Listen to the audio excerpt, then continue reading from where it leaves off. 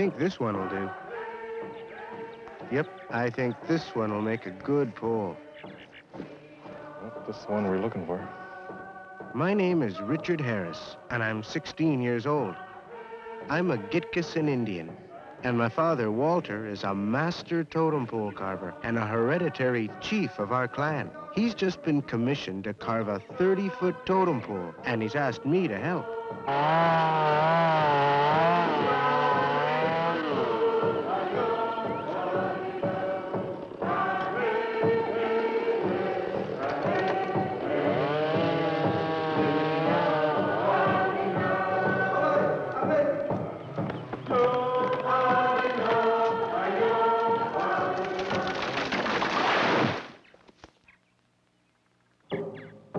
I'd like to help my father, and he's very pleased, but I don't know if I'll be of much use. I've never carved before. In fact, sometimes I feel more like a cowboy than like an Indian. We live in the west of Canada, a large, beautiful country, where our people have been living for thousands of years. My village, Kispiox, has only 300 people and is half an hour north of Hazelton, the nearest town. Here in the Rocky Mountains, the rivers and hills gave birth to trees now 400 to 500 years old that are perfect for totem poles. Although these old cedar trees are becoming scarce, and we had to travel 100 miles from our village to find one.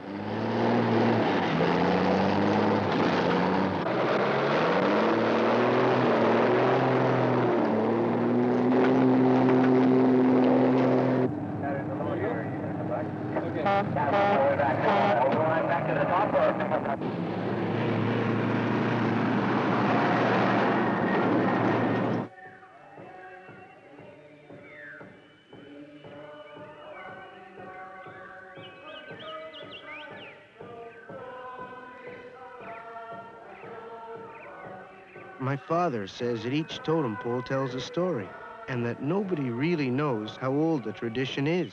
Sometimes they're memorials to the dead, and sometimes they express the feeling of our people, that everything in nature is a different form of the same thing. What does that bottom figure mean then? Well, it's The pole we're starting tomorrow will represent our Gitkasan people in the collection of the University of British Columbia. My father says he wants me to carve my own crest on the pole. I didn't even know I had a crest. He says it's both a spirit power symbol and a hereditary family emblem. He doesn't know mine since it's passed down through the mother's side, and I should ask her about my crest when she comes back from Vancouver on the weekend. The first step in making the pole is to strip the bark, after which we'll square the log.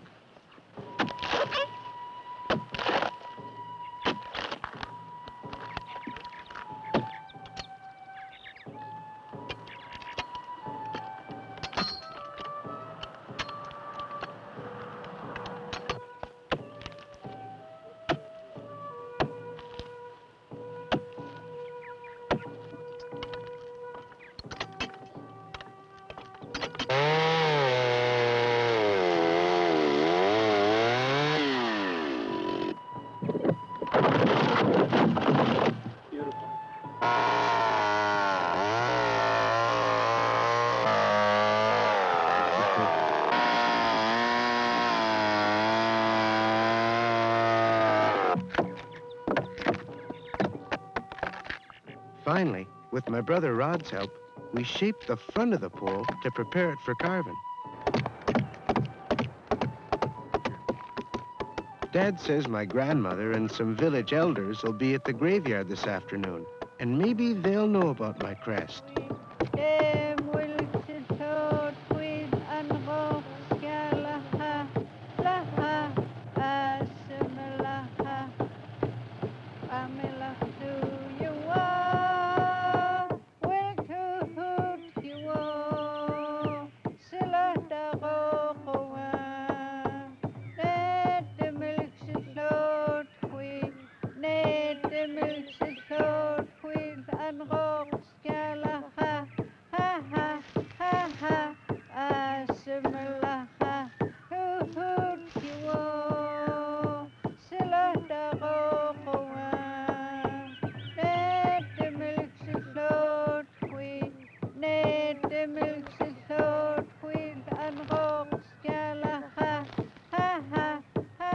My grandfather was a leading Gitskan chief, and I don't know how long it's been since I last cleared the weeds from his grave.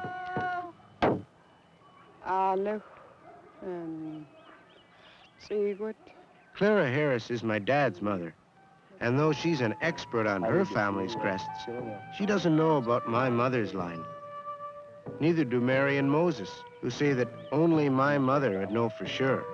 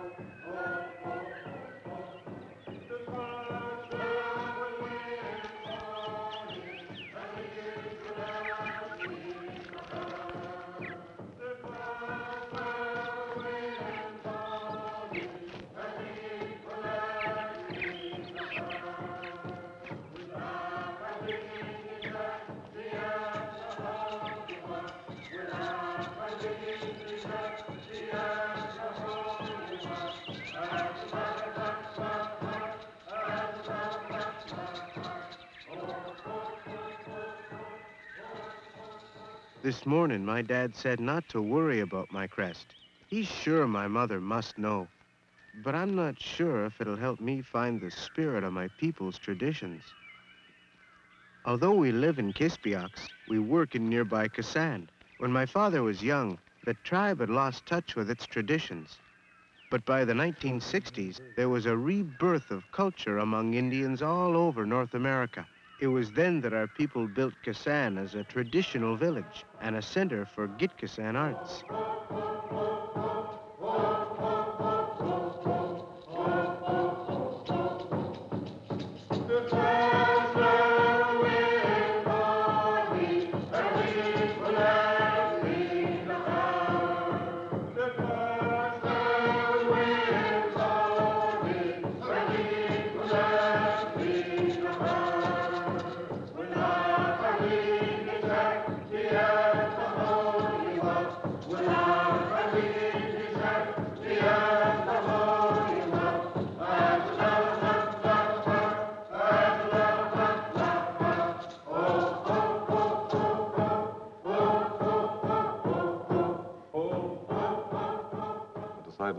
Put a frog design on the bottom. The frog crest my father has decided to carve at the base of the pole represents the largest Gitkasan clan.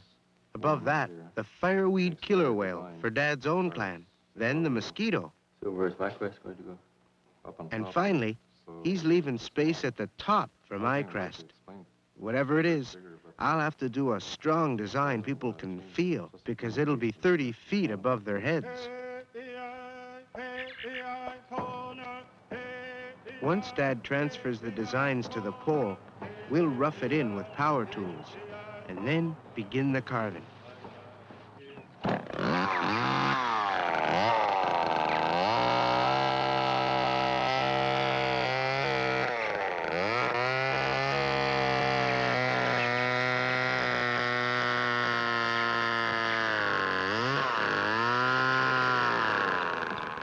I've always loved watching my father work. He uses tools as beautifully and as easily as a painter uses a brush.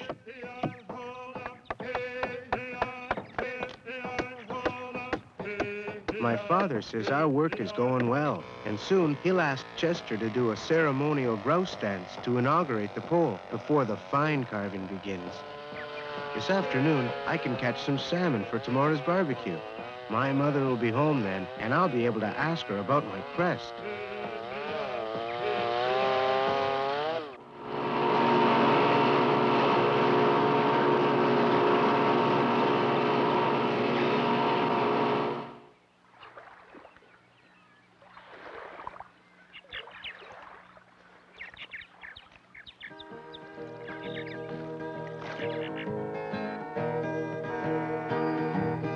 There's a storm across the valley. Clouds are rolling in. The afternoon was heavy on you soldiers. a truck out on the 4-lane, a mile or more away. The whining of his wheels, it makes him colder. He's an hour away from riding on the prairies of Gitskan. 10 days on the road, are barely gone. Like a fire softly burning, the suffers on the stove. It's a light in your eyes that makes me warm. My mom knows what my crest is. It's the white running wolf. And she says it has a long and proud tradition. She and Mary are very pleased I'm finally becoming interested in our ways, but caution me that to carve it well, I must really feel its spirit. Back home again.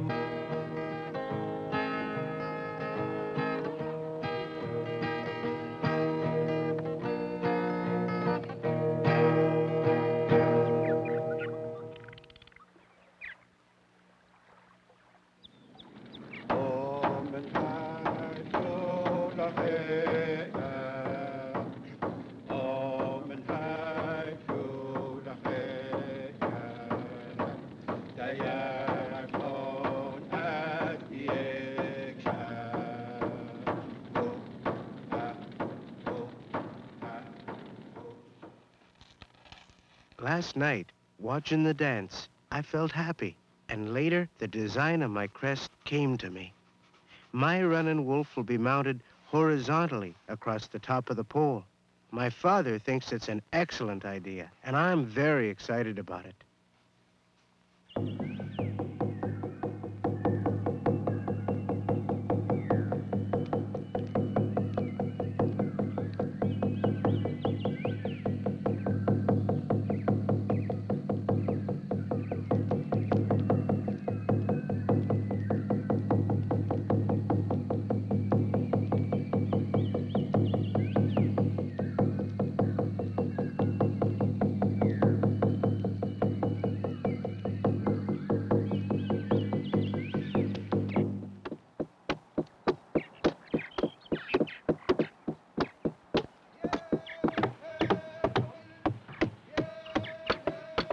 My father says that in our carving, we must find the spirit in the wood and give it expression.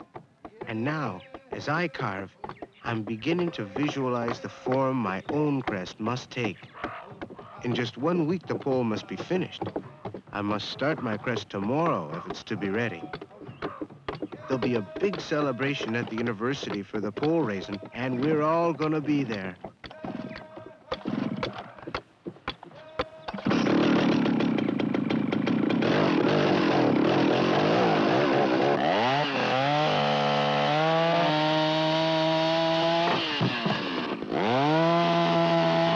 Finally, my wolf crest is beginning to take shape.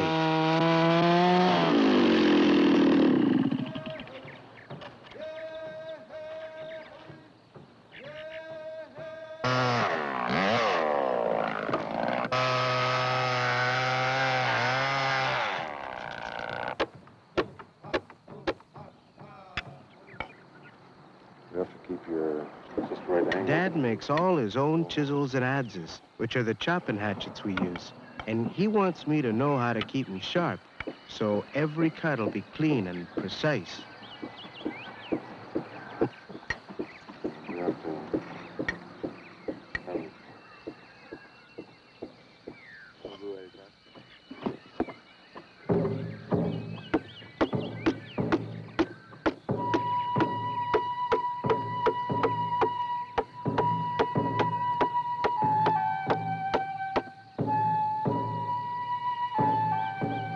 To be a really fine carver, there's so much to know. My father has a feeling for wood that's taken him a lifetime to develop, and it's wonderful to be learning from him.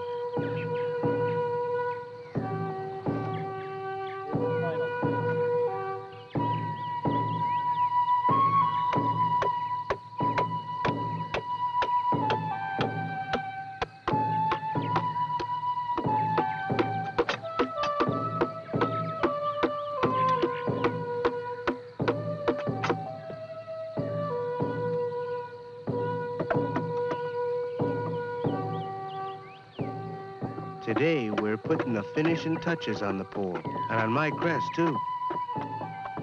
And tomorrow, the truck will be here to take it down to Vancouver for the pole raising.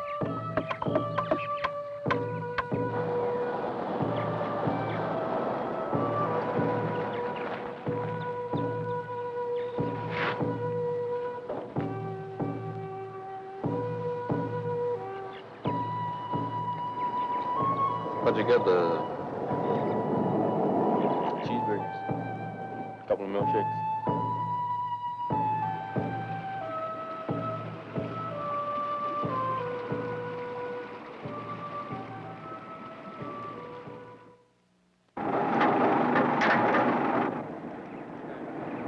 Easy. We get rope some.